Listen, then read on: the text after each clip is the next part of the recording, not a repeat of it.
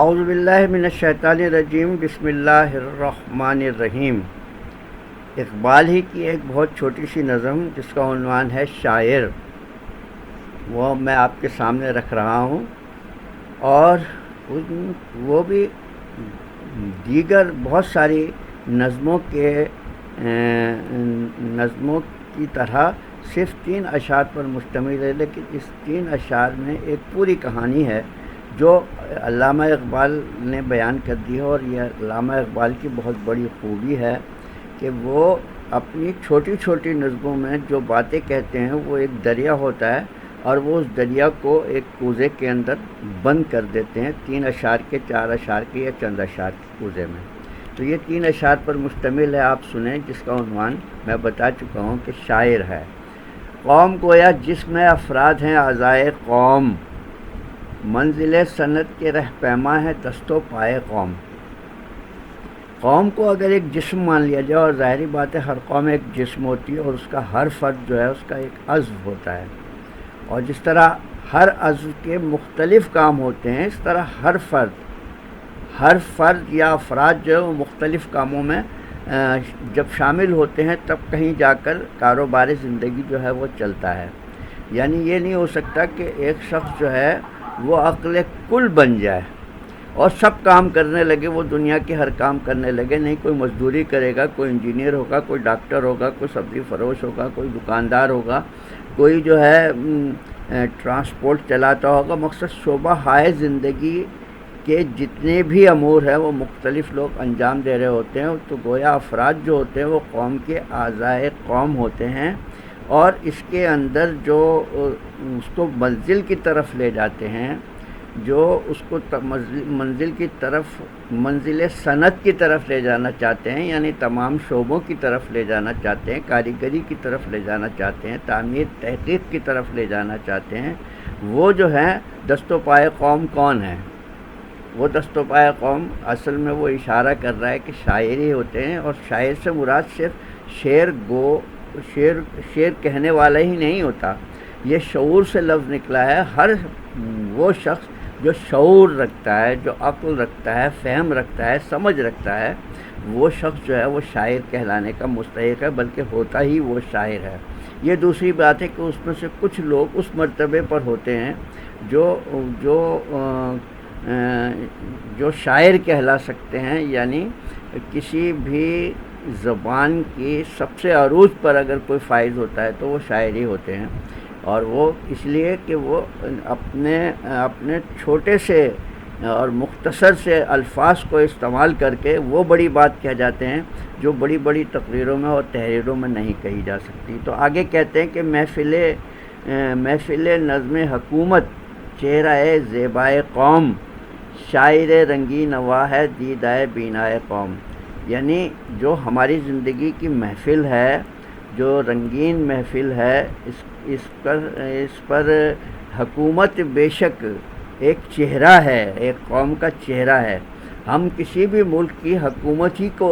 سامنے رکھ کر، اس کے نظام کو سامنے رکھ کر، اس کے عدل و انصاف کو سامنے رکھ کر اور دوسری چیزوں کو سامنے رکھ کے کہتے ہیں کہ یہ قوم دیکھو کتنی اچھی ہے، یا ہم یہ کہتے ہیں کہ یہ دیکھو قوم کتنی بری ہے، کتنی ظالم ہے، کتنی جابر ہے۔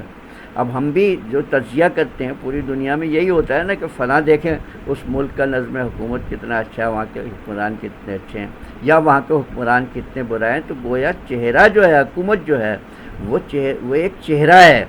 وہ اس کی خوبصورتی ہے یا بدصورتی ہے، وہ ایک چہرہ ہے اس کا، جس کو دیکھ کر آپ اندازہ لگا سکتے ہیں کہ پوری قوم کا کیا حال ہوگا۔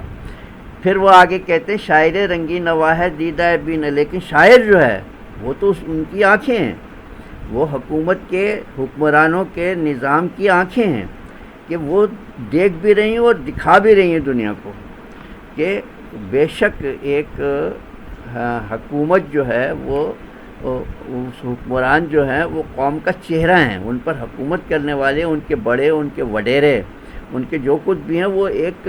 اس قوم کا چہرہ ہیں جو بتا رہے ہیں کہ ہم کیسے ہیں، ہماری قوم کیسی ہے۔ تو لیکن شاعر جو ہے وہ تو دیدہ بینا ہے، وہ آنکھ ہے جو سب کچھ دیکھ رہی ہے اور لوگوں کو دکھا رہی ہے۔ تو پھر آگے چل کر کہتے ہیں مبتلائے درد کوئی عزم ہو روتی ہے آنکھ، کس قدر ہمدرد سارے جسم کی ہوتی ہے آنکھ. اب آپ اندازہ لگائیں کہ اس نے سمیٹ دیا سارے موضوع کو کہ جو کچھ بھی ہے قوم. اس کے بعد آپ یہ دیکھیں کہ جو اس کو تکلیف ہوتی ہے قوم کو، کہیں بھی کوئی شخص مبتلا ہوتا ہے، کہیں کسی عذاب میں مبتلا ہوتا ہے، کہیں کسی بیماری میں مبتلا ہوتا ہے، کہیں کسی یعنی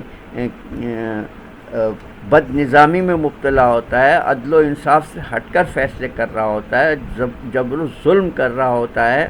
کسی کو کوئی آزار لگ جاتا ہے، کسی کو کوئی بیماری لگ جاتی ہے، تو اس کا اثر سب سے پہلے انسانوں کی آنکھ پہ پڑتا ہے. ہم ہر اس منظر کو جو دیکھ رہے ہوتے ہیں، وہ منظر ہمارے جسم و جان کے اندر، رگوں کے اندر، خون کی ایک ایک بوند کے اندر جو ہے وہ رچ بس جاتا ہے، اور وہ سارا وہ ساری چیزیں ہمارے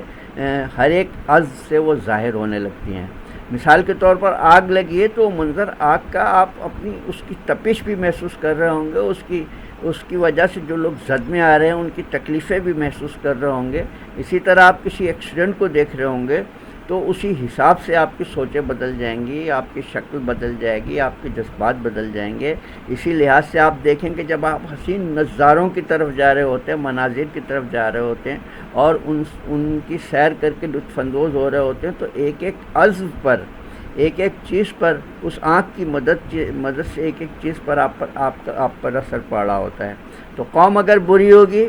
تب بھی اثر پڑے گا، قوم اگر اچھی ہوگی تو تب بھی اثر پڑے گا. تو یہ ساری ان سب کے چہروں کی آنکھیں جو ہیں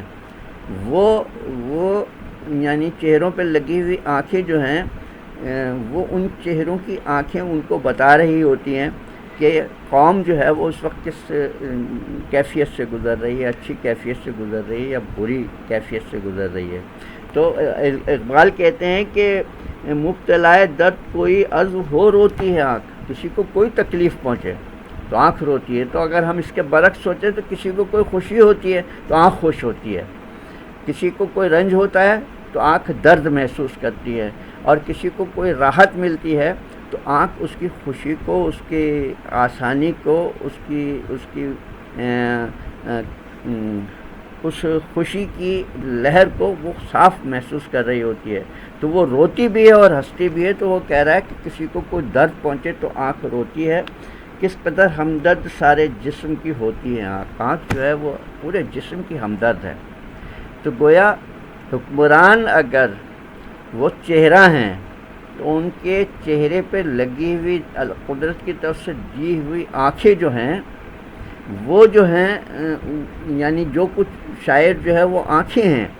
وہ شاعر جو ہے ان آنکھوں کی مدد سے ہر کیفیت کو جانچ اور پڑتال کر رہا ہوتا ہے اور اس کے مطابق اس کے چہرے پر وہ تاثر ابھرتا ہے. تو آپ یہ دیکھیں کہ جو بھی شعور والے ہوتے ہیں، فہم والے ہوتے ہیں، عقل والے ہوتے ہیں، یا ہم یہ کہیں کہ ادیب اور شاعر ہوتے ہیں، وہ معاشرے کے ایک ایک چیز کو ان لوگوں سے کہیں زیادہ سمجھ رہے ہوتے ہیں جو جن کے اندر عقل، سمجھ اور شعور کم ہوتا ہے.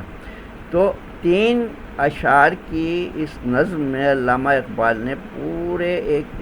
ایک قوم کی تصویر کھینچ دی. اور بلکہ دیکھا جائے تو ہماری جو تعلیم ہے وہ بھی یہی کہتی ہے کہ ہاں یہ انسان کے جتنے بھی اعضاء ہیں وہ یعنی انسان کی جسم میں کہیں بھی تکلیف ہو تو